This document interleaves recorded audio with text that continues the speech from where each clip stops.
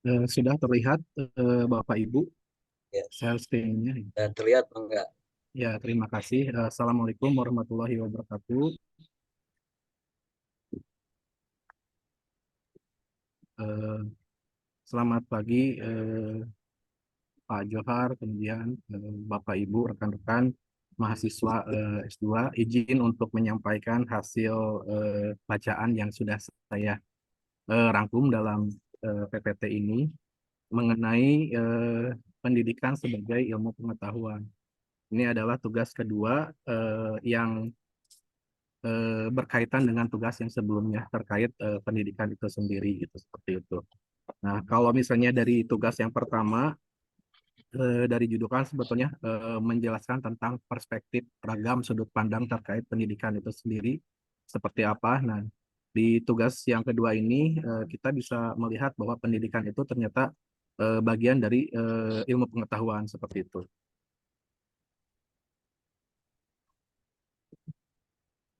Nah, ini mungkin kembali lagi ke pemahaman terkait pendidikan itu sendiri, seperti yang sudah disampaikan pada perkuliahan sebelumnya, bahwa pendidikan itu merupakan sebuah proses mentransfer atau peralihan ilmu dari pendidik ke peserta didik. Adapun saya coba untuk mengambil pandangan sudut pandang pendidikan menurut Imam Al-Ghazali.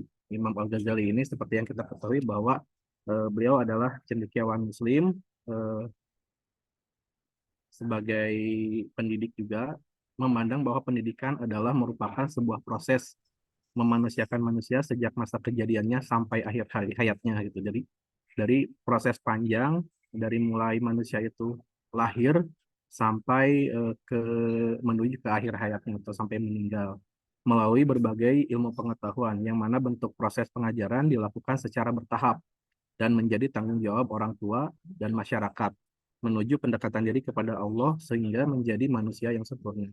Jadi seperti yang sebelumnya sudah disampaikan bahwa tujuan pendidikan itu adalah menjadikan individu menjadi individu yang mandiri kelak seperti itu sehingga dapat menjalani kehidupannya secara mandiri seperti itu.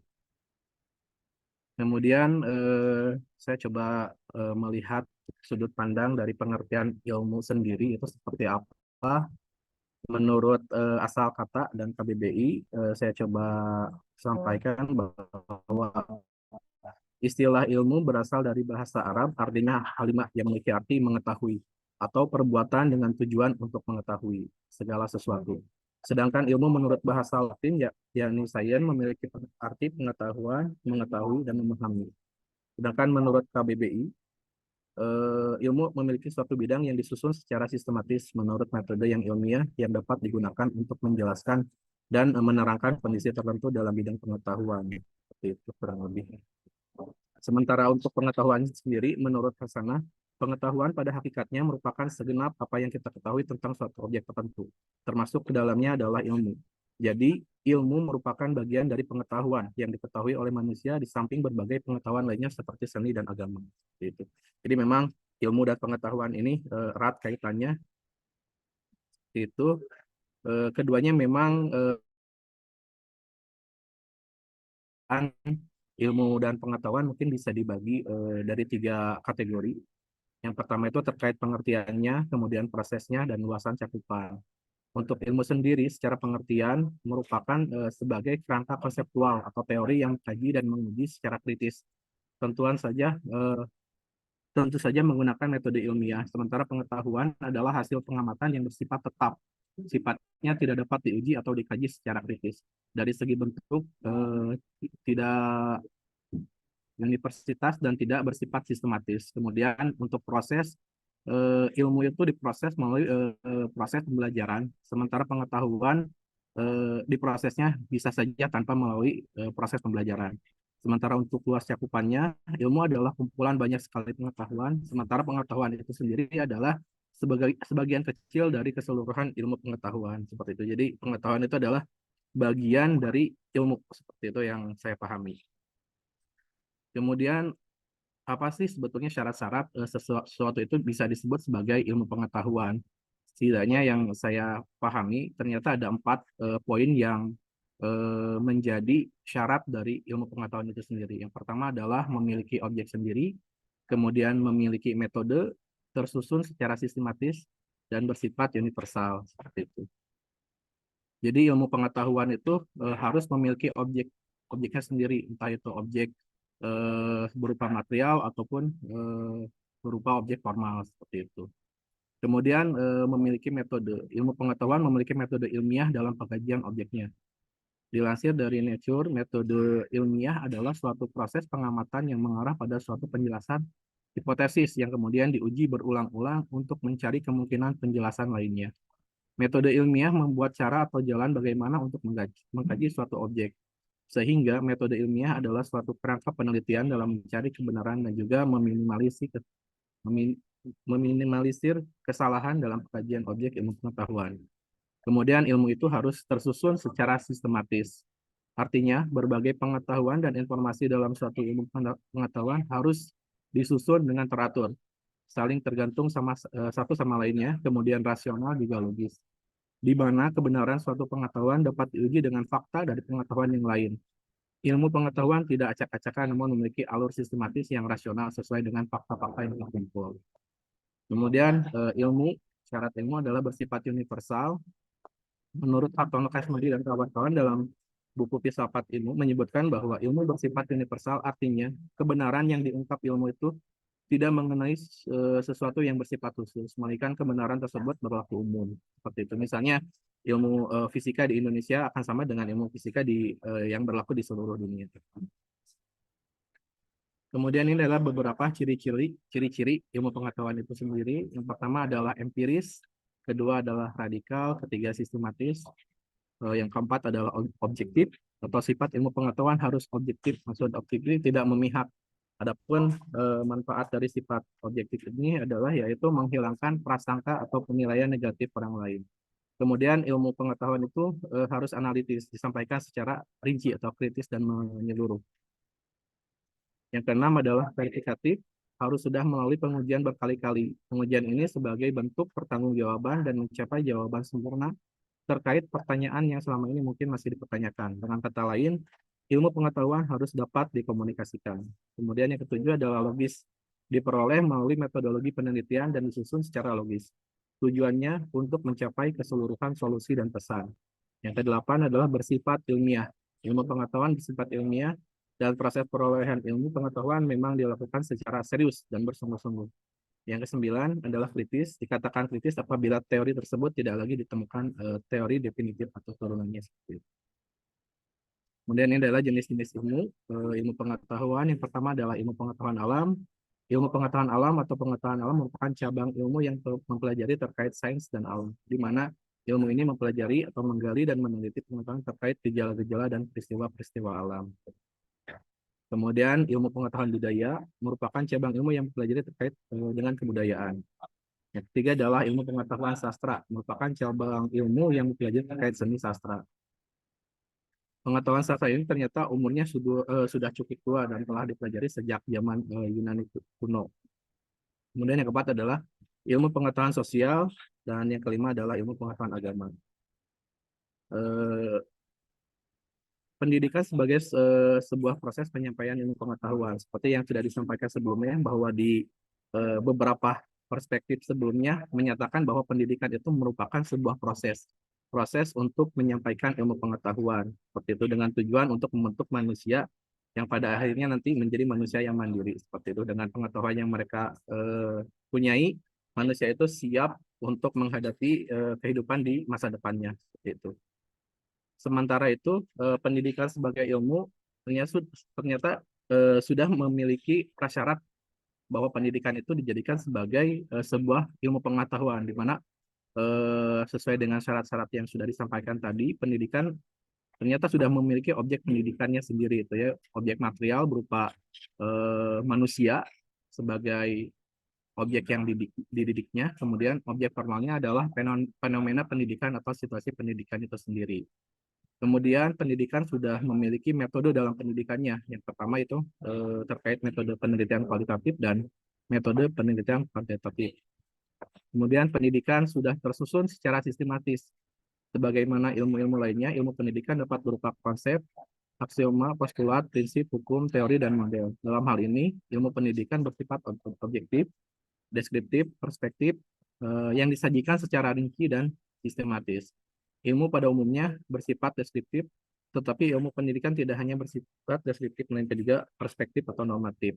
Kemudian pendidikan bersifat universal, karena pendidikan memang sudah dilakukan sejak manusia itu ada dan sampai kapanpun pendidikan akan tetap ada, sehingga dapat dikategorikan bahwa pendidikan itu merupakan ilmu pengetahuan seperti itu.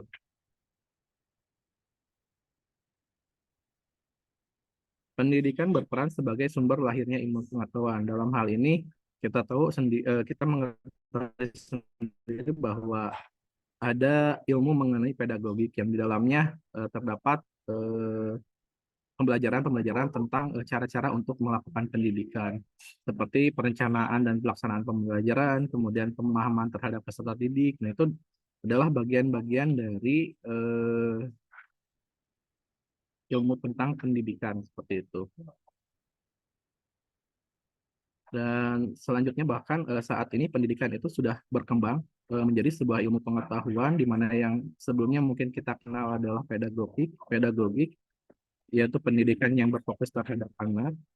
Ada juga mulai berkembang pendidikan itu dibagi menjadi tiga, mungkinnya ada pedagogik, kemudian ada andragogik dan geogogik.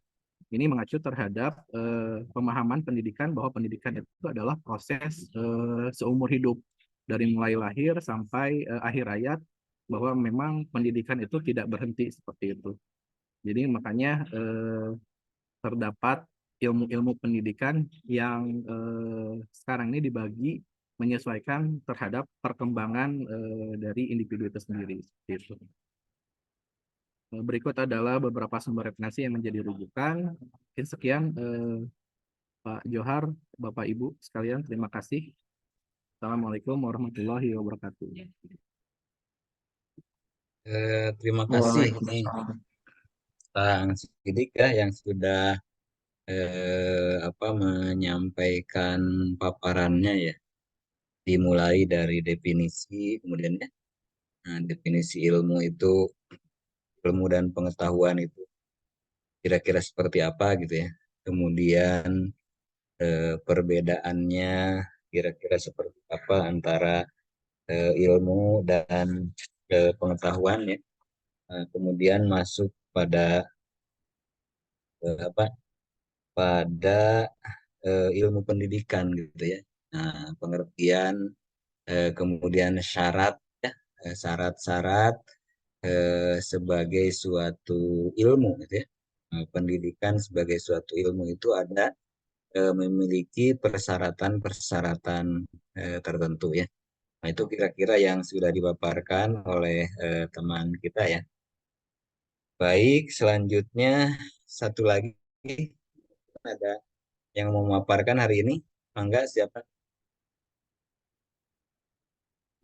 Kang Usuk mau berbagi, Kang Usuk? Ya, Prof. Izin, Prof. Ya, mangga silakan Kang Usuk.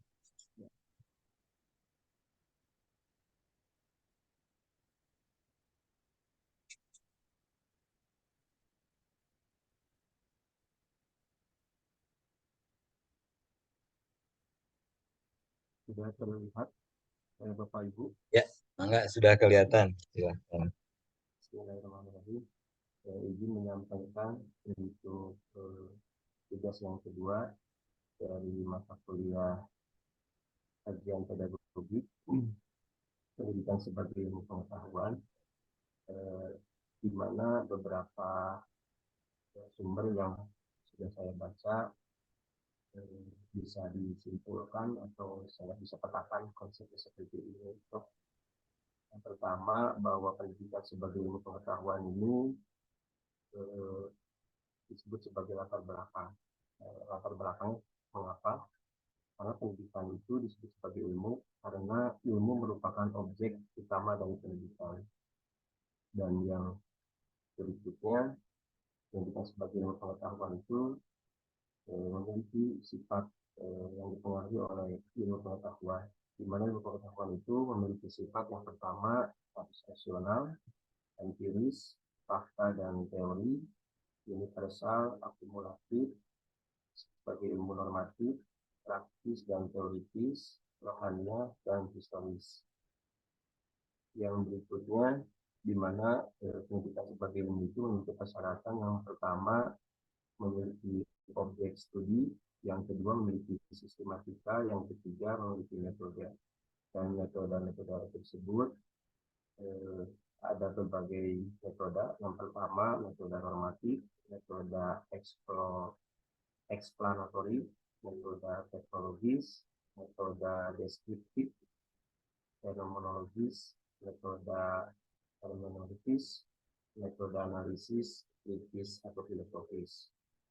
Nah ini eh, sebagaimana yang telah disampaikan juga oleh Kang Fidrik, bahwa definisi ilmu dan pendidikan itu adalah sebuah rangkaian aktivitas manusia yang rasional dan kognitif dengan berbagai metode berupa aneka prosedur dan tata langkah, sehingga menghasilkan kumpulan pengetahuan yang sistematis mengenai gejala-gejala kealaman, masyarakatan untuk mencapai kebenaran, memperoleh pemahaman. Sebagaimana menurut definisi pendidikan itu, kalau secara umum kita bisa lihat bahwa pendidikan itu, kalau menurut kamus besar, proses perubahan sikap dan tata laku seseorang atau kelompok orang dalam usaha mendewasakan manusia melalui upaya pengajaran dan pelatihan. Dan yang kedua, proses atau cara perubahan mendidik.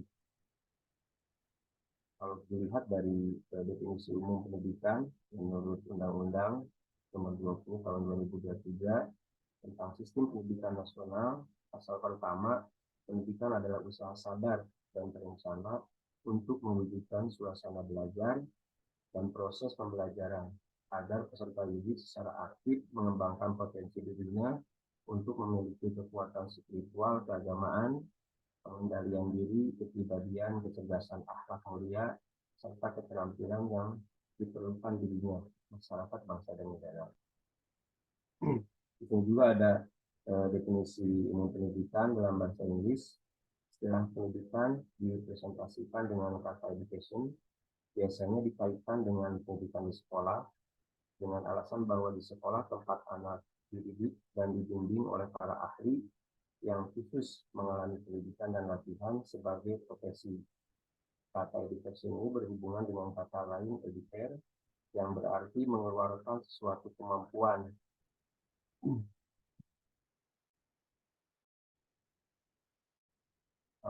Untuk definisi pendidikan menurut para ahli secara khusus, bahwa pendidikan adalah suatu proses pembaharuan makna pengalaman. Hal ini mungkin akan terjadi di dalam pergaulan biasa atau pergaulan orang dewasa dengan orang muda. Mungkin pula terjadi secara sengaja dan dilembagakan untuk menghasilkan kesinambungan sosial. Berarti di sini perubahan pendidikan yang dapat dilihat dari interaksi sosial. Dan ada juga makna pendidikan yang dikemukakan oleh Nana Sujana, bahwa pendidikan adalah upaya memanusiakan manusia yang pada dasarnya adalah upaya mengembangkan kemampuan atau potensi individu sehingga bisa hidup optimal baik sebagai pribadi maupun sebagai anggota masyarakat, serta memiliki nilai-nilai moral dan sosial sebagai pedoman hidupnya. Pendidikan adalah fenomena yang fundamental atau asasi dalam kehidupan manusia, di mana kehidupan manusia bagaimanapun juga di situ pasti ada kehidupan. Jadi diungkapkan oleh Gereja Akara. Dan ketika kita kalau lihat menurut M.J. Penfeld, bahwa ilmu pendidikan atau ilmu pendidikan itu dilihat dari ada pedagogik, suatu ilmu yang bukan saja menelaah objek untuk mengetahui betapa keadaan atau hakiki objek itu, melainkan mempelajari pula betapa hendaknya dipindah. Kalau menurut Studio Nagoro, ilmu pendidikan atau pedagogik adalah teori pendidikan, perenungan tentang pendidikan. Dalam arti luas, pedagogik adalah ilmu pengetahuan yang mempelajari soal-soal yang timbul dalam praktek pendidikan. Dilihat dari definisi pendidikan sebagai ilmu, dapat disimpulkan bahwa ilmu pendidikan adalah ilmu yang menelaah fenomena pendidikan dan semua fenomena yang ada hubungannya dengan pendidikan dalam perspektif yang luas dan integratif.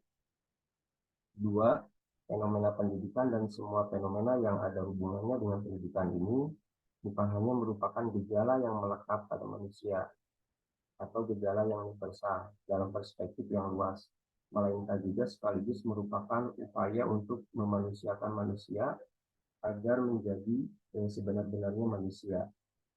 Yang ketiga, upaya pendidikan mencakup keseluruhan aktivitas pendidikan, yaitu untuk mendidik yang dididik, dan pemikiran yang sistematik tentang pendidikan. Nah, untuk persyaratan pendidikan sebagai ilmu, tadi sudah dikemukakan juga oleh Kang Fidi, bahwa ilmu itu suatu pengetahuan yang disusun secara kritis, metodis, dan sistematis. Dan dipenuhi setidaknya oleh 3 syarat, yaitu memiliki objek studi atau objek material dan objek formal, di mana objek material ilmu pendidikan adalah perilaku manusia. Apabila kita pelajari perilaku manusia sebagai makhluk yang hidup dalam masyarakat, maka perilaku itu di samping dapat dilihat dari segi ilmu pendidikan juga dapat dilihat dari segi-segi yang lain, seperti segi psikologis, sosiologis, antropologis. Yang kedua, memiliki sistematika. Secara teoretik, sistematika ilmu pendidikan dapat dibedakan menjadi 3 segi tinjauan, yaitu yang pertama, melihat pendidikan sebagai gejala manusiawi. Yang kedua, dengan melihat pendidikan sebagai upaya sadar. Yang ketiga, dengan melihat pendidikan sebagai gejala manusiawi sekaligus upaya sadar dengan mengantisipasi perkembangan sosio-budaya di masa depan. Nah, untuk persyaratan pendidikan sebagai bentuk pengetahuan harus memiliki metode. Yang pertama, memiliki metode normatif. Yang kedua, metode eksplanatori. Yang berikutnya metode teknologis, metode deskriptif, metode hermeneutis, metode analisis kritis. Di mana metode normatif ini berkenaan dengan konsep manusia yang diidealkan, yang dicapai oleh pendidikan. Yang berikutnya, kalau metode eksplanatori ini metode yang bersangkut paut dengan pertanyaan tentang kondisi dan kekuatan, apa yang membuat suatu proses pendidikan berhasil. Dan metode teknologis ini mempunyai fungsi untuk mengungkapkan bagaimana melakukannya dalam menuju keberhasilan pencapaian tujuan-tujuan yang diinginkan. Nah, kalau metode deskriptif fenomenologis ini metode yang mencoba untuk menguraikan kenyataan-kenyataan pendidikan yang kemudian mengklasifikasikan sehingga ditemukan yang hakiki. Berikutnya metode hermeneutis ini metode yang mencoba menguraikan kenyataan-kenyataan pendidikan yang konkret dan historis untuk menjelaskan makna dan struktur dari kegiatan pendidikan. Kalau untuk metode analisis kritis ini metode yang secara kritis tentang istilah-istilah, pernyataan-pernyataan, konsep-konsep, dan teritori yang ada atau digunakan dalam pendidikan.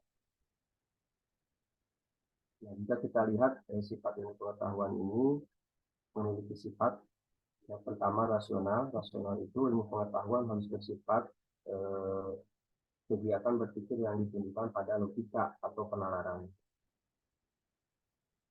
Yang kedua, empiris. Ilmu pengetahuan harus bersifat empiris, artinya kesimpulan atau konklusi ilmu pengetahuan yang diambil harus tunduk kepada pemeriksaan atau verifikasi indera manusia. Yang ketiga, fakta dan teori. Teori ini mendefinisikan fakta sebagai observasi empiris yang bisa diverifikasi dan mempunyai tugas penempatan hubungan yang terdapat di antara fakta-fakta. Sifat ilmu pengetahuan berikutnya universal. Ilmu pengetahuan harus bersifat umum, artinya kebenaran yang dihasilkan ilmu pengetahuan dapat diperiksa oleh para peninjau ilmiah dan dapat dipelajari atau diikuti secara umum. Yang berikutnya, sifat ilmu pengetahuan bersifat akumulatif, bahwa ilmu pengetahuan harus bersifat saling berkaitan. Ilmu pengetahuan tersebut harus diketengahkan hubungan antara ilmu dan kebudayaan, sebab ilmu merupakan salah satu unsur kebudayaan manusia. Berikutnya, sebagai ilmu normatif. Ilmu pendidikan merumuskan kaidah atau pedoman atau ukuran tingkah laku manusia. Sesuatu yang negatif berarti berbicara masalah baik atau buruk dari perilaku manusia. Yang berikutnya, memiliki sifat praktis dan teoritis. Bahwa pendidikan suatu praktek pendidikan untuk mendapatkan kemudahan dan kenyamanan dalam mencari pengetahuan.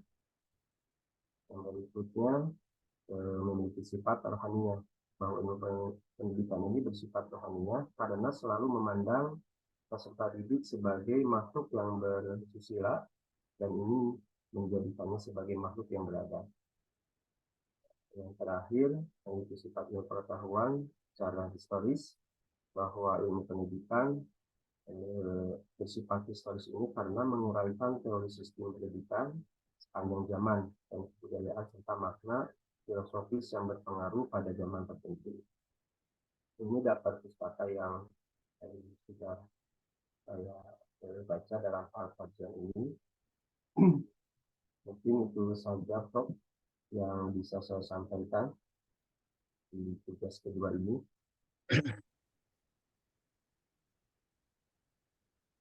Baik, terima kasih Kang Sidik ya yang sudah memaparkan Kang Sidik, Usup yang sudah memaparkan tentang pendidikan sebagai ilmu pengetahuan. Tadi lebih rinci gitu ya, bagaimana persyaratan supaya suatu pengetahuan itu bisa sebagai ilmu gitu ya. Ada, ada persyaratan-persyaratan tertentu yang harus dipenuhi kan ya. Baik, terima kasih. Mungkin setiap pertemuan ada 2 atau 3 orang yang memaparkan ya. Baik, saya akan coba memaparkan dulu kira-kira konsep pendidikan sebagai ilmu pengetahuan ya.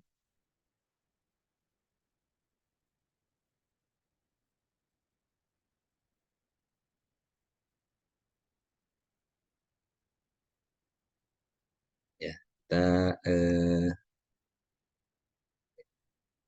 lihat. Nah, di sini kita awali ya. Tadi sudah ada yang menjelaskan ya bagaimana mengelompokkan ilmu gitu ya. Nah, kalau secara sederhana gitu ya, secara sederhana ilmu itu dikelompokkan menjadi 2 gitu ya. Jadi ada ilmu murni gitu ya, mungkin pure science, ada ilmu terapan. Nih, eh, para ahli mengelompokkan gitu ya. Nah, mengelompokkan ilmu ini ke dalam 2 kelompok besar gitu ya. Ilmu murni itu dikelompokkan menjadi 2 kelompok besar ya. Ada yang dengan ilmu kealaman ya, nah, alam, ada yang disebut dengan ilmu sosial. Nah, kemudian nanti masuk pada ilmu terapan ya. Nah, ilmu kealaman itu kan sesuai yang kita kenal itu ada matematika, kimia, fisika gitu. Nah, dan lain-lain itu beberapa ilmu kealaman. Kemudian ilmu sosial itu ada psikologi gitu ya, sosiologi, ada antropologi. Nah, kemudian ilmu terapan ya di sini termasuk di dalamnya bagaimana ilmu-ilmu ini apa ya, menerapkan dari konsep-konsep sains, baik sains kealaman atau sains sosial ya. Nah, di sini ada ilmu pertanian gitu ya, kedokteran, pendidikan, ekonomi, mungkin arsitektur termasuk di dalamnya adalah ilmu terapan gitu ya. Nah, sehingga kalau zaman dulu kan gelarnya masih sarjana teknik ya. Sekarang sudah spesifik sarjana arsitektur, kemudian magister teknik gitu ya. Sekarang sudah spesifik magister arsitektur misalnya. Nah, itu masuk pada kelompok apa, ilmu terapan gitu ya, sains terapan. Nah, itu kalau kita lihat sekilas pengelompokan ilmu gitu ya. Nah, kalau kita lihat tadi teman-teman juga sudah menjelaskan ada beberapa syarat gitu ya. Pengetahuan itu bisa disebut sebagai ilmu gitu ya. Nah, jadi ada 3 syarat ya. Ada syarat ontologi gitu ya. Ada epistemologi dan aksi.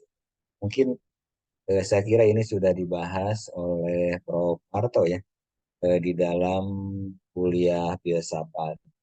Mungkin bisa didalami persyaratan sebagai ilmu itu di mata kuliah filsafat.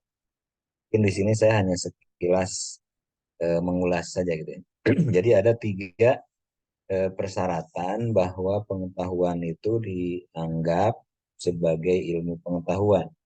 Pertama dari ontologi ya. Nah, ontologi itu membahas apa yang ingin diketahui ya mengenai teori tentang ada. Nah, dengan perkataan lain biasanya ontologi itu berkaitan dengan hakikat objek. Jadi objek apa yang ditelaah oleh ilmu. Nah, tadi teman-teman Kang Usup ya, Kang Fajar sudah menjelaskan bahwa pedagogi atau pendidikan itu sebagai ilmu pengetahuan karena hakikat objeknya sudah jelas gitu ya. Apa yang hakikat objek yang ditelaahnya itu apa? Kita lihat. Nah, di sini jadi ada yang para ahli ada yang menjelaskan bahwa dari sisi ontologi ya, pedagogik itu adalah ilmu yang mempelajari ya masalah membimbing anak ke arah tujuan tertentu agar ia kelak mampu mandiri menyelesaikan tugas. Jadi pedagogik itu terkait dengan ilmu pendidikan anak. Jika tadi Kang Usut kalau nggak salah Kang Sidik, nah itu menyoroti, jadi ada ilmu pedagogik gitu ya. Pedagogik itu pendidikan anak, mungkin ada andragogik gitu ya. Terus sekarang itu masuk ada hetagogi dan lain-lain gitu ya. Jadi berkembang ilmu pendidikan itu memang diawali dari pedagogi, ilmu yang spesifik khas tentang pendidikan anak. Nah, di sini untuk orang dewasa gitu biasanya disebut pendekatannya andragogik gitu. Itu dari sisi ontologi bahwa ilmu yang mempelajari masalah gitu ya, membimbing anak ke arah tujuan yang baik ya, mandiri hidup. Itu dari sisi ontologi. Nah, kalau kita lihat objeknya tadi ya, salah satu pengetahuan disebut ilmu itu harus ada objek. Nah, di sini kalau kita perhatikan objek material, ada objek formal. Nah, objek materialnya siapa ya? Peserta didik. Peserta didik dalam artian luas ya. Dalam artian luas, mungkin bisa dalam lingkup pendidikan pendidikan formal,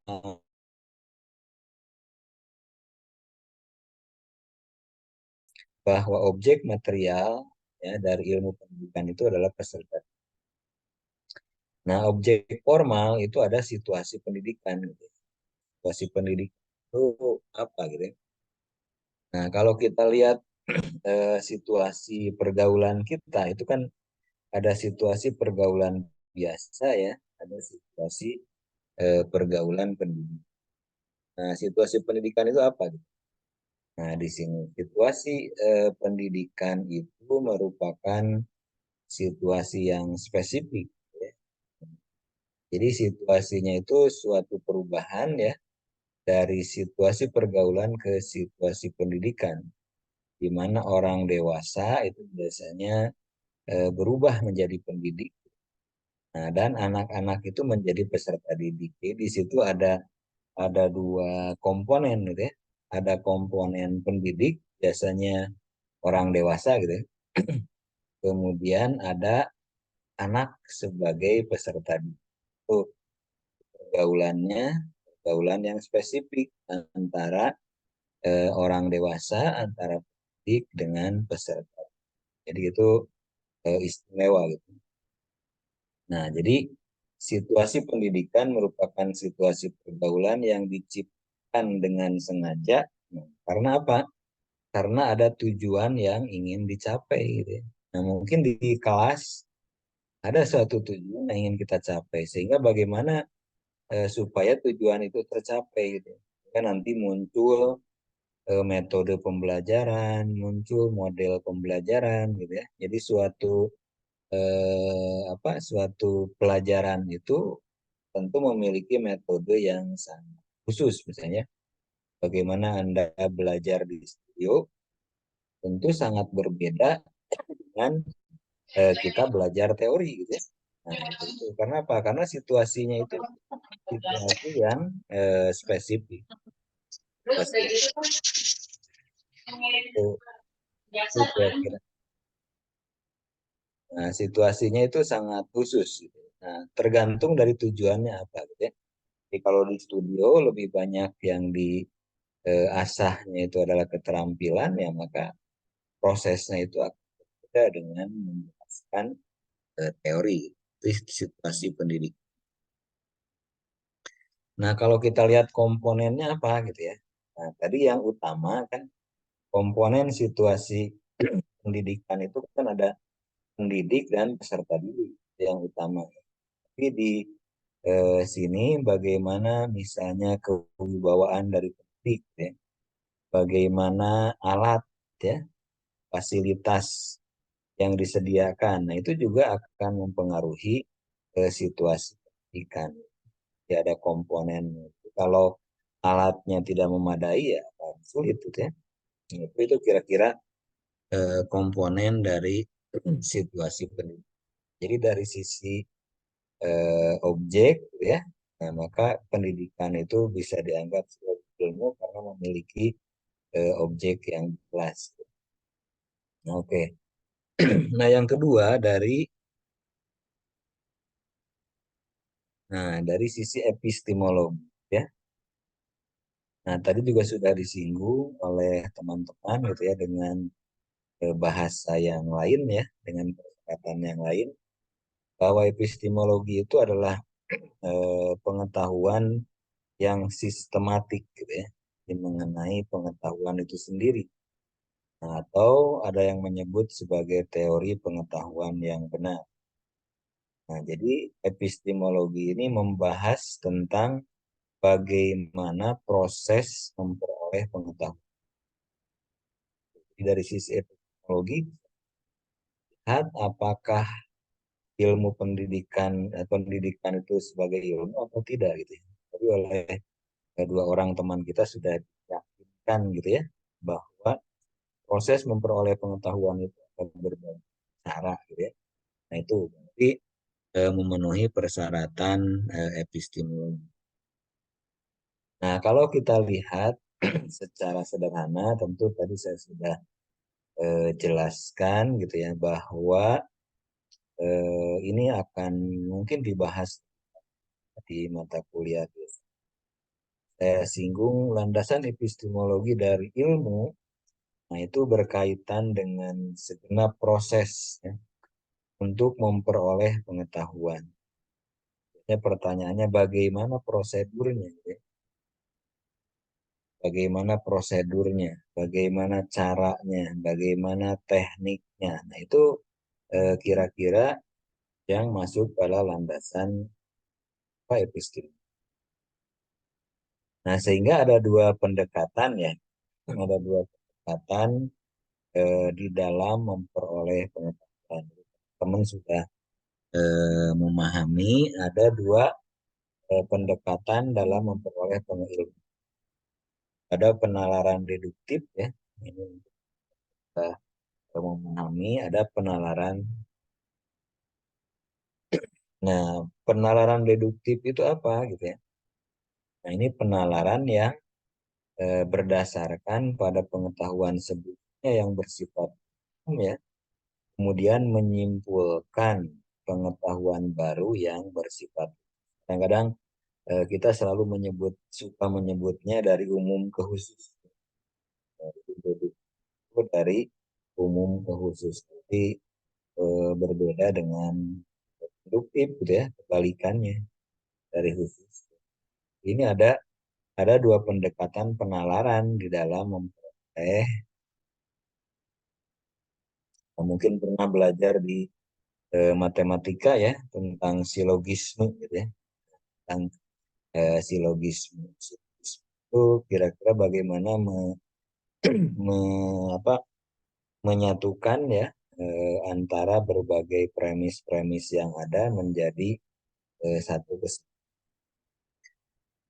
Nah, kalau kita lihat alur ya, alur berpikir deduktif ini nanti biasanya terkait dengan riset ya. Nah, yang deduktif itu riset apa? Riset kuantitatif atau kualitatif. Kan teman-teman mulai diperkenalkan ada metode penelitian ya.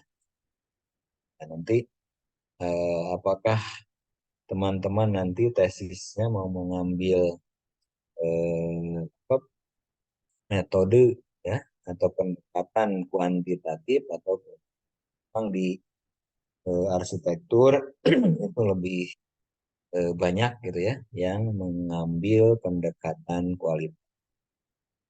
Nah, jadi ini alur berpikir ini sesuai dengan nanti pendekatan penelitian apa yang diambil. Oke, kalau lihat di deduktif biasanya mulai dari teori dulu, harus ada teori gitu ya.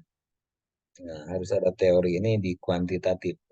Ada teori dulu, kemudian dari teori-teori yang ada, tentu kita mengumpulkan teori itu dari jurnal, dari buku, dan lain-lain. Kemudian dirumuskan hipotesis. Nah, hipotesis itu kan dugaan, ya. Dugaan sementara terhadap suatu. Eh, kemudian hipotesis dilakukan observasi dan konfirmasi.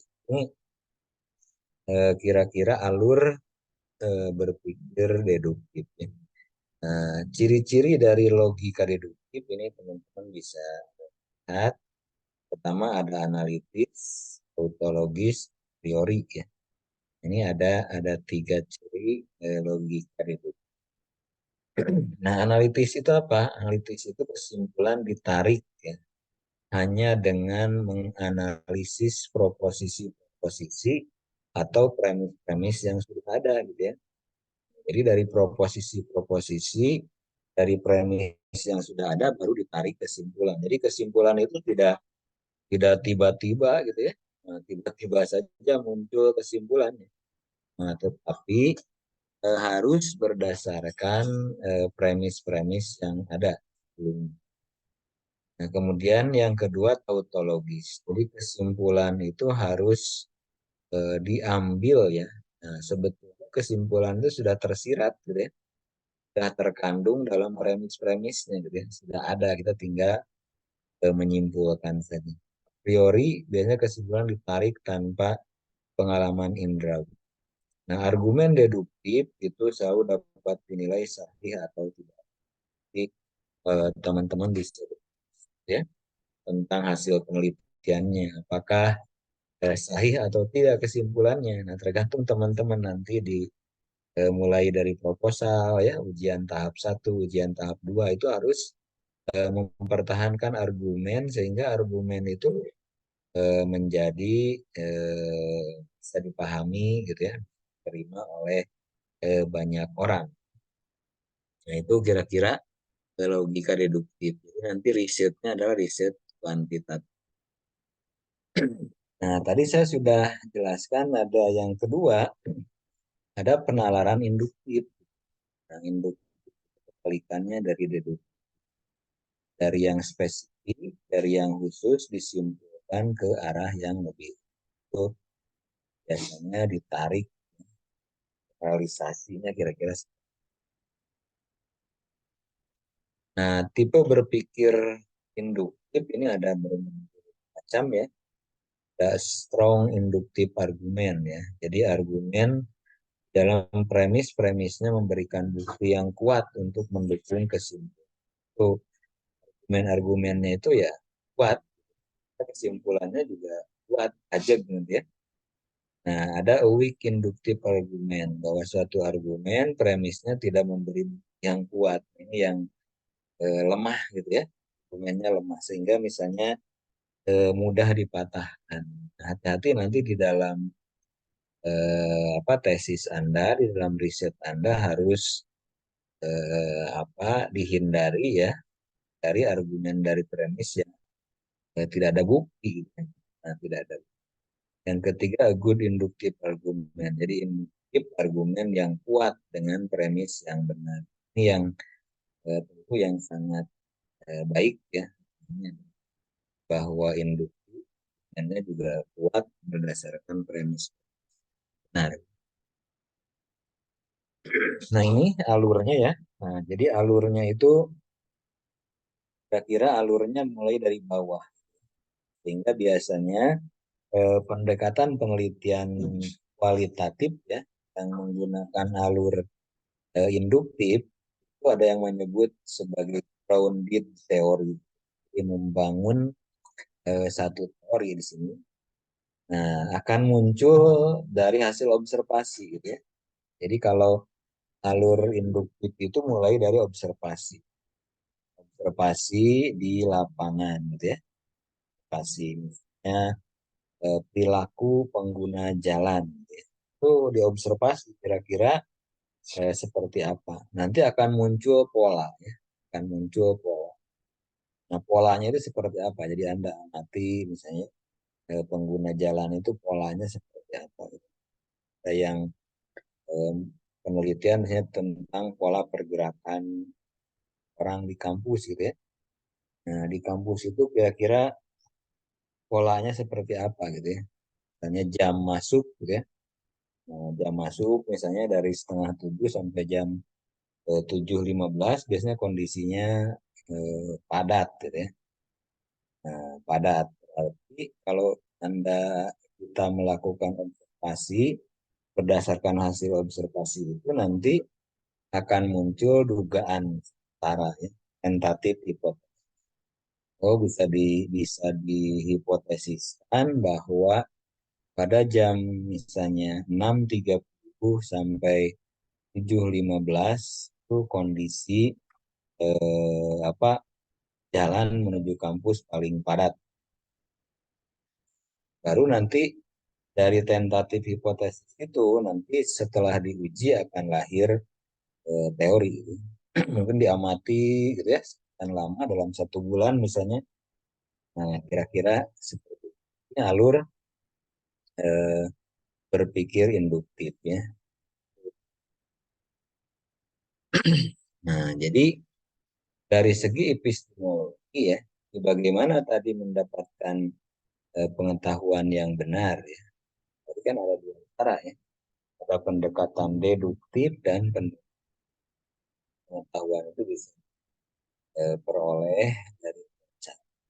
Nah, bagaimana caranya ya? Orang melakukan observasi dan eksperimen. Biasanya orang-orang kualitatif, itu orang kuantitatif melakukan Ini kira-kira beberapa hal yang bisa dilakukan untuk mendapatkan ilmu pengetahuan. Nah, tadi dengan dua pendekatan tadi, deduktif dan induktif, itu agak berbeda cara memperoleh pengetahuannya. Nah, ini bagaimana mengembangkan ilmu secara produktif ya, dan bertanggung jawab memberi suatu gambaran umum mengenai kebenaran yang diajarkan dalam proses teori atau ilmu pengetahuan tentang metode dan dasar-dasar pengetahuan khususnya berhubungan dengan batas pengetahuan. Nah, itu berlaku pada pengetahuan itu yang kedua ya. Jadi ada ontologi, ada epistemologi ya. Nah, yang ketiga ada aksiologi. Nanti teman-teman sekali lagi bisa didalami buku kuliah filsafat. Nah, kalau kita lihat aksiologi itu cabang filsafat yang membahas tentang teori-teori nilai, gitu ya. Berusaha menggambarkan apa yang dinamakan dengan kebaikan dan perilaku yang baik. Biasanya dalam aksiologi itu dibagi dua, ada etika dan ini maksudnya etika itu menunjukkan pada kajian filsafat tentang nilai-nilai moral ya. Nah, dan perilaku manusia. Kalau estetika tentang kajian sisi aksiologi, apakah eh, pendidikan itu bisa dianggap sebagai ilmu atau tidak? Itu tadi teman-teman sudah kaji. Nah, kalau kita lihat sisi aksiologi ini beberapa contoh ya. Biasanya para pendidik ya, para guru itu memperhatikan masalah yang berkaitan dengan pembentukan nilai ya dalam diri siswa, mendorong ke arah perilaku yang benar. Itu dari sisi biologinya secara sederhana ya, secara bahwa orang itu akan dipengaruhi oleh nilai gitu ya, oleh nilai-nilai yang membentuk perilaku sepanjang hidup. Jadi anak-anak terus-menerus gitu ya diberitahu bahwa mereka misalnya harus melakukan hal-hal tertentu, tidak boleh melakukan hal-hal tertentu. Nah, maka itu akan menjadi nilai, akan menjadi kebiasaan. Misalnya cuci tangan sebelum makan itu ditanamkan gitu ya, sejak kecil sehingga itu menjadi. Nah, sehingga kalau kita mau makan kan biasanya cuci tangan dulu gitu karena itu nilai itu sudah ditanam. Atau tidak boleh ya, tidak boleh melakukan apa. Nah, itu bagian dari orang kan muncul di sekolah itu misalnya ada proyek apa Pancasila ya. Nah, bagaimana menginternalisasikan nilai-nilai Pancasila di dalam kehidupan ya. Kehidupan zaman dulu ada penataran P4 misalnya ya. Nah, penataran P4. Jadi misalnya yang calon PNS dan lainnya di penataran P4 dengan berbagai pola zaman dulu. Berbagai sampai hafal misalnya ada butir-butir ya. Pancasila itu terdiri dari sila dan 36 butir misalnya. Nah, itu ditanamkan secara terus-menerus melalui pembelajaran. Sehingga nanti nilai-nilai itu menjadi melekat gitu ya pada diri. Nah, itu dari sisi psikologi. Ini ada seorang ahli ya, Armstrong, eh, menyatakan bahwa pendidikan harus dilandasi nilai kehidupan yang bersifat holis. Nah, pendidikan yang ingin diwujudkan adalah pendidikan yang bersifat. Jadi dari sisi aksiologi, Armstrong menyarankan bahwa harus ada nilai kehidupan yang sehat. Nah, di mana ditanamkannya ya tidak hanya di sekolah. Siswa, anak-anak kita kan lebih lama di keluarga gitu. Itu di sekolah juga bagian dari kan dan masyarakat. Nah, itu yang menjadi hal ya untuk menanamkan nilai. Kadang-kadang lingkungan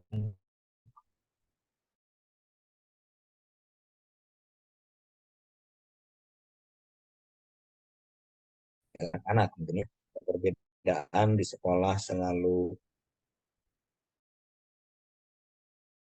dengan masyarakat banyak pelanggaran terhadap etika, terhadap nilai itu kira-kira.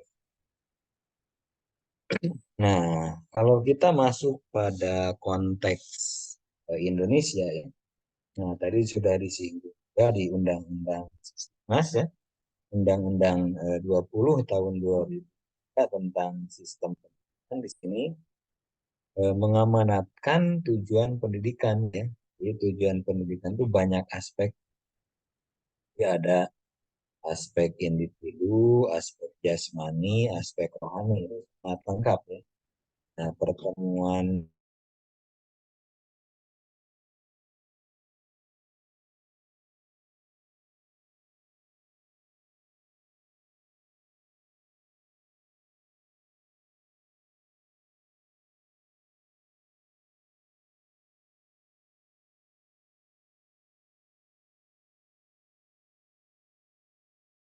bertakwa kepada Tuhan yang Maha Esa ya. Nah ini, jadi iman dan takwa itu merupakan hal yang pertama gitu ya.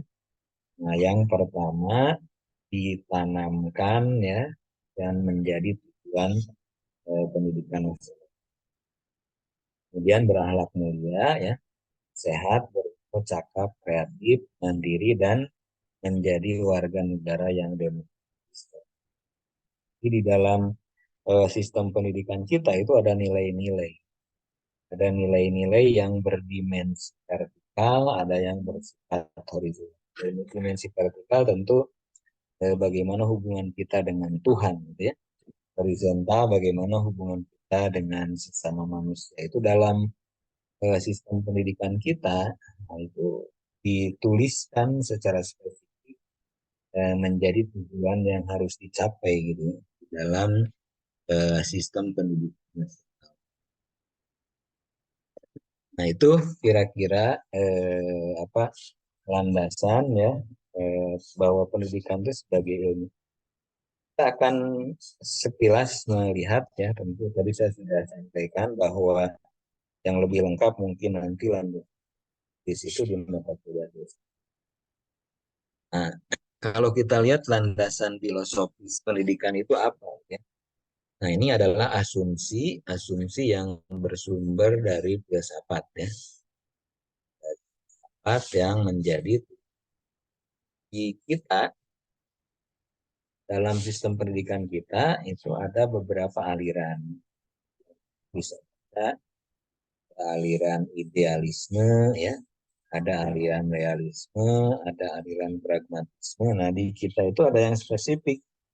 Pancasila itu bisa dianggap sebagai salah satu aliran filsafat. Nah, kalau kita lihat landasan filosofis gitu ya. Nah, ini sangat banyak gitu ya. Dari ragam aliran filsafat. Kalau teman-teman lihat apa dokumen kurikulum ya, nah, dokumen kurikulum itu akan terlihat ada muncul landasan landasan filosofis ya. Nah, landasan filosofisnya tadi ada landasan Pancasila gitu ya, eh, dari paham idealisme dan lain. Itu kira-kira seperti itu. Itu akan cukup banyak. Nah, ini ada beberapa contoh nanti di apa di contoh-contoh apa filosofis bahasa neutralisme berpendapat bahwa pengetahuan yang benar gitu ya, pengetahuan yang benar diperoleh manusia melalui pengalaman rawi ya. Realisme kan, realisme itu real, realisme dia mengandalkan pengetahuan itu yang bersifat rawi berdasarkan panca indera lah kalau kita ya. Nah, itu akan memberikan apa satu implikasi ya bahwa penganut realisme mengutamakan metode mengajarnya itu seperti apa. Nah, metode mengajar yang berdasarkan pada paham realisme itu dia akan memberikan kesempatan kepada siswa untuk memperoleh pengetahuan melalui pengalaman langsung. Ya, siswa diminta melakukan observasi, melakukan praktikum. Itu karena apa? Karena tadi paham realisme menyatakan bahwa kebenaran itu diperoleh melalui pengalaman panca indera.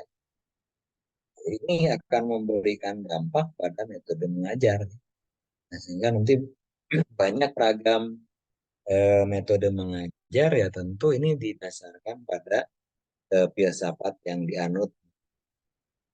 Nah, jadi ada pengalaman langsung atau pengalaman tidak langsung. Pengalaman tidak langsung kan bisa baca laporan gitu ya. Nah, itu masuk pada pengalaman realis. Dari membaca dituangkan dalam misalnya itu kira-kira lebih ya didasarkan pada realis. Nah, kalau kita lihat paham pragmatisme ya, pragmatis ya.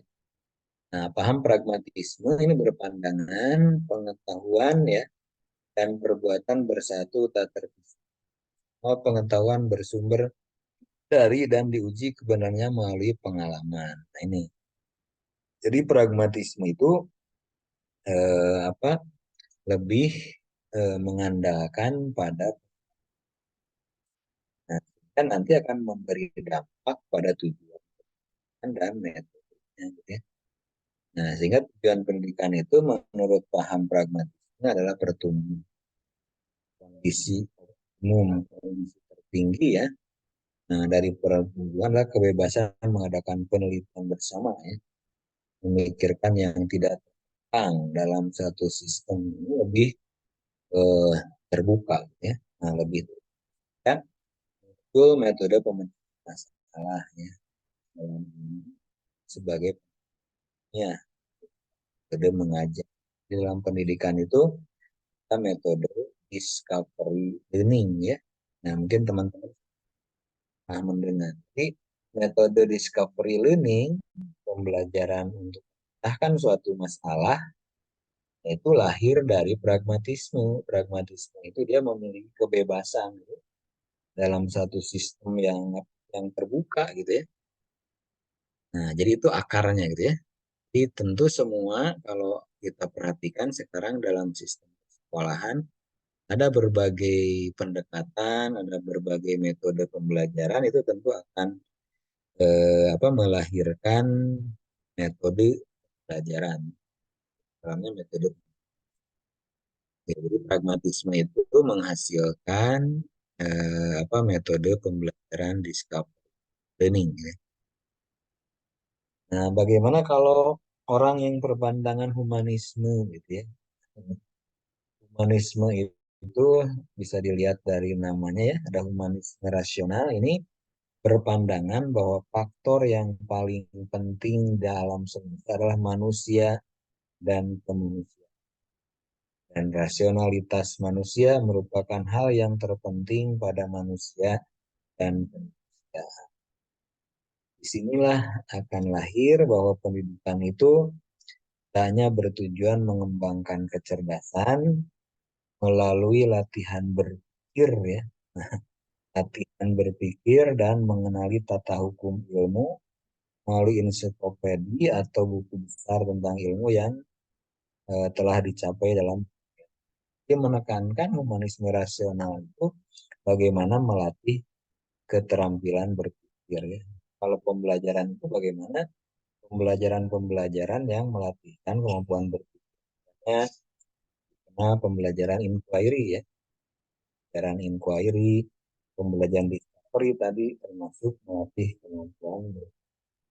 Nah, sehingga muncullah di dalam sistem kita bahwa sistem pendidikan itu tidak hanya menghasilkan pengetahuan saja gitu ya, tetapi harus mengembangkan kemampuan berpikir. Malah sekarang mengembangkan kemampuan berpikir tingkat tinggi ya, COTS gitu ya. Kan sering dengar mungkin teman-teman, higher order thinking skill. Ini menjadi hal yang sangat penting. Nah, ini lahir dari paham humanisme rasional. Nah, misalnya higher order thinking skill itu kan kemampuan berpikir kritis ya, kemampuan berpikir kreatif, kemampuan kolaboratif gitu ya, dan kemampuan pemecahan masalah. Ini menjadi hal yang sangat penting. Mungkin di arsitektur lebih penting gitu ya, bagaimana mengembangkan kemampuan berkreatif yang nantinya akan menuju pada kreativitas gitu ya. Nah, kreativitas itu kan biasanya diawali dari cara berpikir gitu ya. Cara berpikir kreatif itu nanti akan melahirkan kreativitas. Ini dari paham humanisme. Nah, misalnya ada bagaimana paham eksistensialis. Bagaimana pandangan dia gitu ya. Dia berpandangan bahwa kenyataan yang sebenarnya adalah bahwa manusia hidup di dunia tanpa tujuan katanya. Dan kehidupan ini pada dasarnya adalah suatu teka-teki, ketidakjelasan. Kemudian manusia mencoba mencari makna hidup dengan jalan mewujudkan dirinya sebagai manusia. Nah, orang yang beraliran eksistensialisme gitu ya, bahwa tujuan pendidikan itu adalah mampu mewujudkan dirinya sebagai manusia. Jadi di awal sudah dijelaskan bahwa salah satu tujuannya adalah memanusiakan manusia gitu ya. Manusiakan manusia. Kadang-kadang manusia itu belum merasa dimanusiakan, dihargai gitu ya. Kan biasanya penghargaan. Kadang-kadang anak itu belum diakui. Nah, sehingga metode pendidikan yang cocok adalah metode penghayatan, metode dialog, metode percakapan langsung. Nah, dari metode diskusi dan lain-lain itu lahir dari mazhab eksistensialis. Ya. Nah, kan pada saat diskusi itu siswa itu diakui gitu ya, dia memberikan pendapat gitu ya. Nah, dan pendapat itu harus dihargai misalnya oleh guru. Itu mazhab eksistensialis. Nah, ada mazhab lain ya, ada mazhab neopositivisme. Ini berpandangan bahwa kenyataan yang sebenarnya merupakan kerangka kerja ya dalam ruang waktu dan berlangsung hubungan sebab akibat. Nah, sehingga dari situ lahir tujuan pendidikan itu katanya harus mendorong perkembangan intelektual dan sosial individu. Karena kemampuan intelektual dan sosial itu harus didorong, harus dikembangkan di dalam satu. Maka lahir, maka lahir pendidikan itu harus melalui pengalaman langsung ya, eksperimen gitu ya. Nah, jadi ini eksperimen menggunakan prosedur kerja ilmiah. Ini ada metode pembelajarannya ya, termasuk tadi di dalamnya metode itu.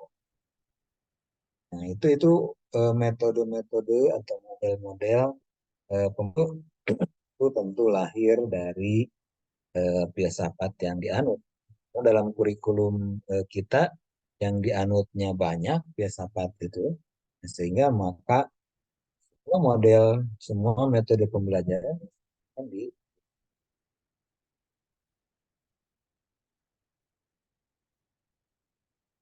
baik. Yang berikutnya adalah progresif. Nah, progresivisme itu lain gitu ya. Dia memandang sekolah itu sebagai alat untuk mempertahankan tradisi dan lembaga kehidupan dalam penjualan ilmu.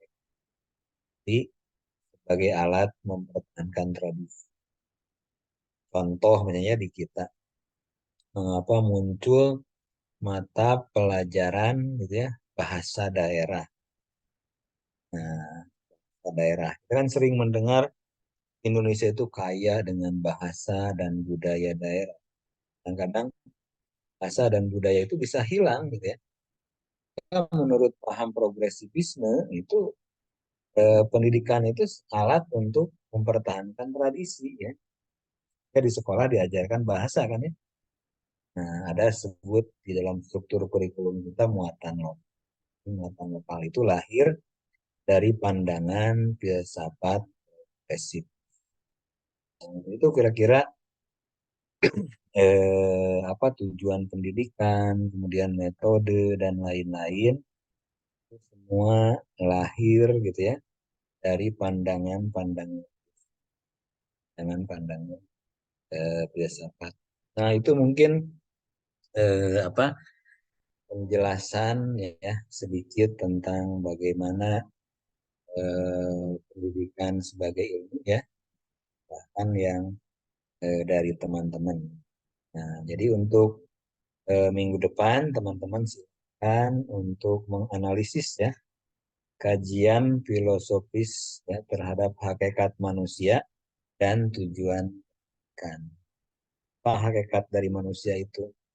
Apa tujuan pendidikan itu berdasarkan landasan filosofis. Tadi saya sudah menyinggung beberapa aliran filsafat. Mungkin nanti secara lebih rinci teman-teman bisa melihat aliran filsafat tertentu, tujuan berdampak pada tujuan pendidikan seperti apa, dan memandang manusia itu seperti apa. Ya? Memandang peserta didik itu seperti apa. Itu silahkan nanti untuk minggu depan ya. Ya ya. Ini analisis terhadap hakikat manusia dan tujuan. Nah, itu mungkin teman-teman beberapa hal yang terkait dengan pendidikan sebagai ilmu ya. Tadi saling melengkapi dengan yang sudah disampaikan oleh teman.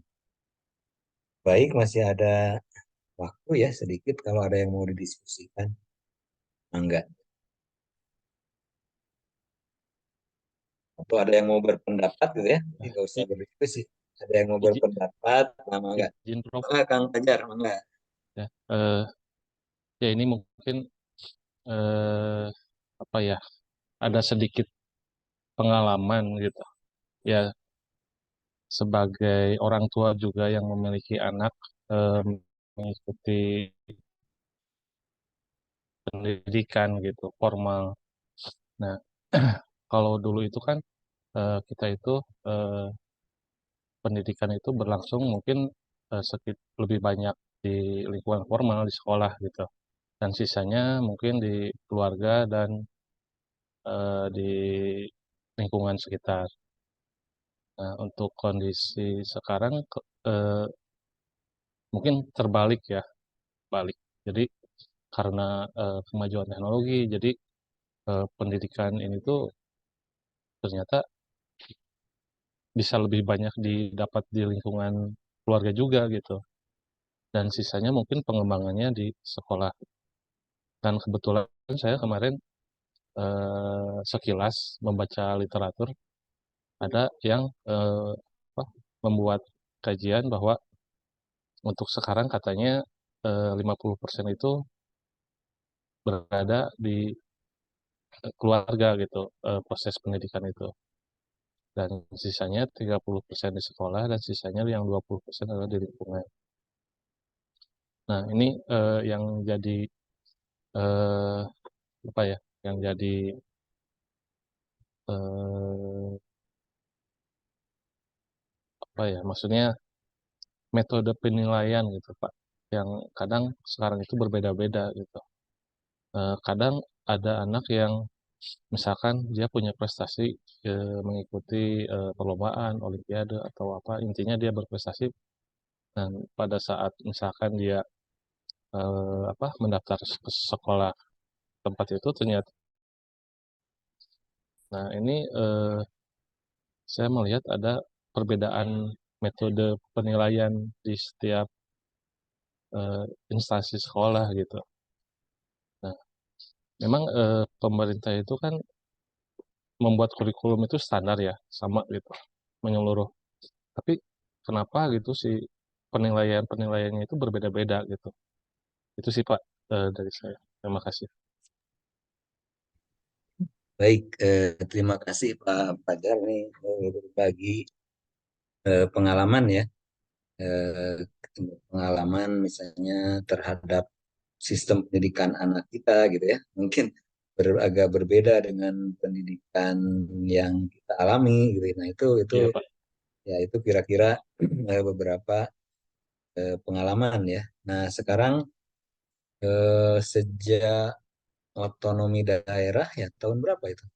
Otonomi daerah mungkin tahun berapa ya dulu? Lupa ya. Undang-undang otonomi daerah bahwa pendidikan itu termasuk yang diotonomikan kan ya daerah. Bapak Ibu bisa melihat sekarang pendidikan itu misalnya untuk jenjang pendidikan dasar, menengah ya, dan termasuk TK itu ada di tanggung jawab kabupaten kota kan ya. Kemudian untuk jenjang SMA ya, sekolah menengah termasuk SMK dan LB itu di undang-undangnya ada menjadi tanggung jawab provinsi. Nah, pemerintah pusat itu melalui Kemendikbudristek, nah itu kan hanya menyediakan gitu ya, kurikulum nasional gitu ya. Nah, Kurnas itu katanya merupakan standar minimal, Pak ya. Nah, standar minimal karena kita tahu Indonesia itu kan sangat sangat luas ya, sangat luas dari mungkin di kita ini yang ikut kuliah itu yang ada yang dari Makassar, ada yang dari Kalimantan gitu ya. Nah, di angkatan sebelumnya ya, ada yang dari Papua gitu ya.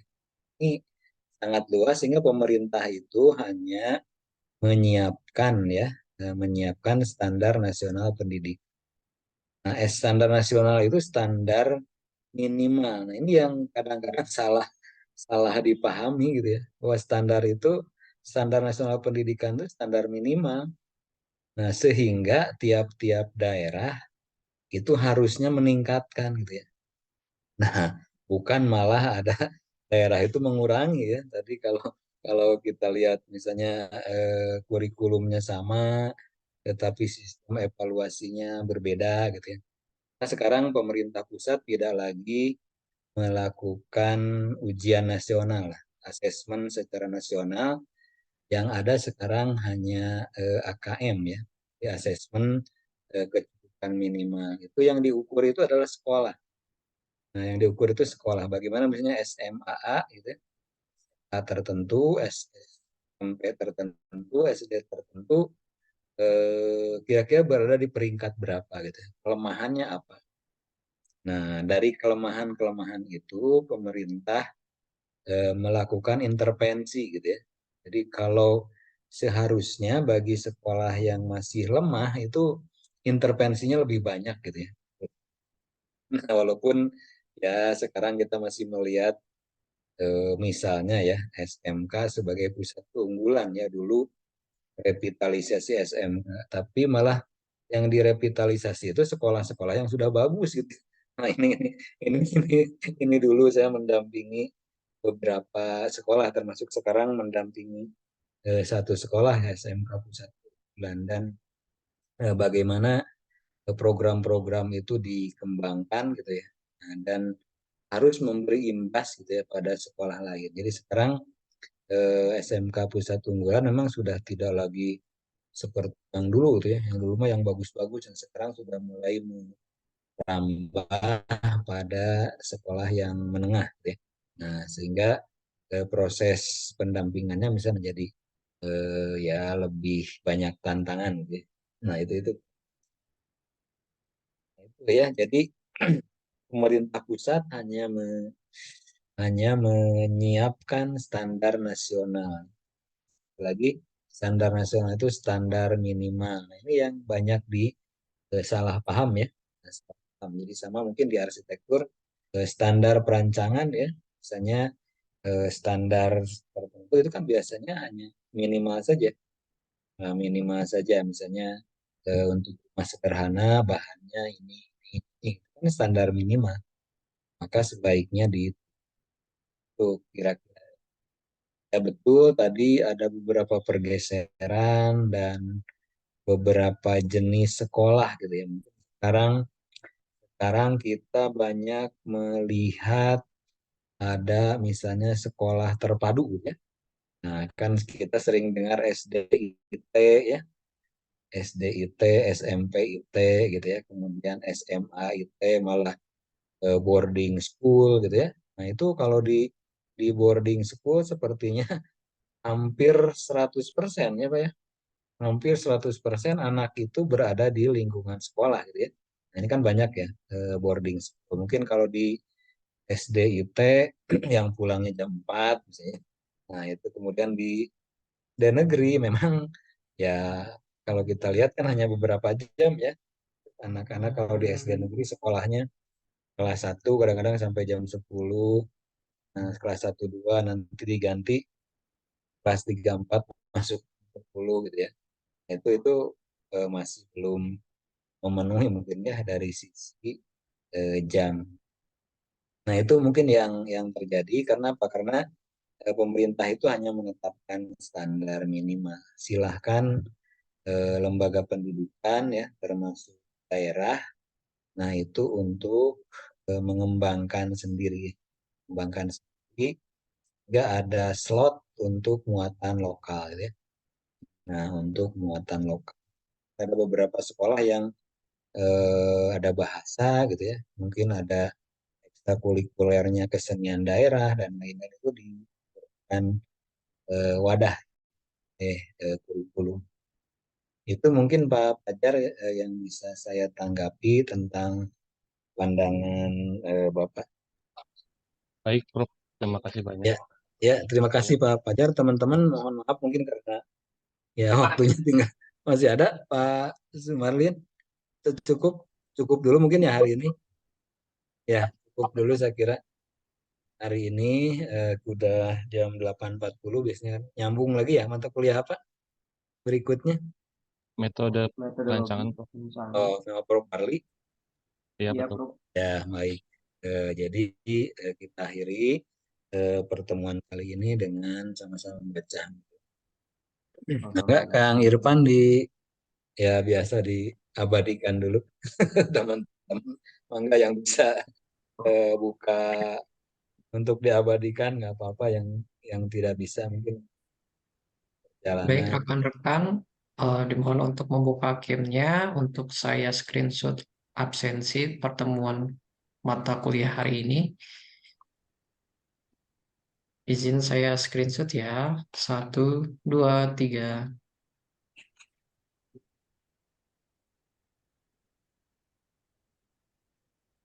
Baik, sudah selesai. Terima kasih Pak Prof. Johar telah Baik, memaparkan eh, baik. Terima materinya hari kasih. ini. Ya, Assalamualaikum warahmatullahi wabarakatuh. Mungkin Waalaikumsalam. ya, Waalaikumsalam warahmatullahi wabarakatuh. Terima kasih, Prof. mungkin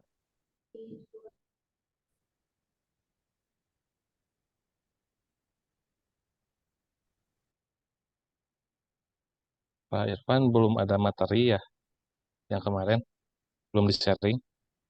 Yang metode perancangan, Pak, Iya, betul. belum di-share oleh Prof. Barli. Belum ya. Iya, mungkin nanti pas sekarang saya minta materinya sekaligus pertemuan yang hari ini.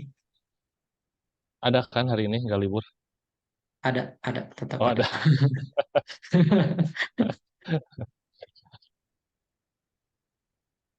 Siap, kalau gitu izin pindah room ya rekan-rekan. Di room berapa ya? Room 8. Oke, siap. Nuhun.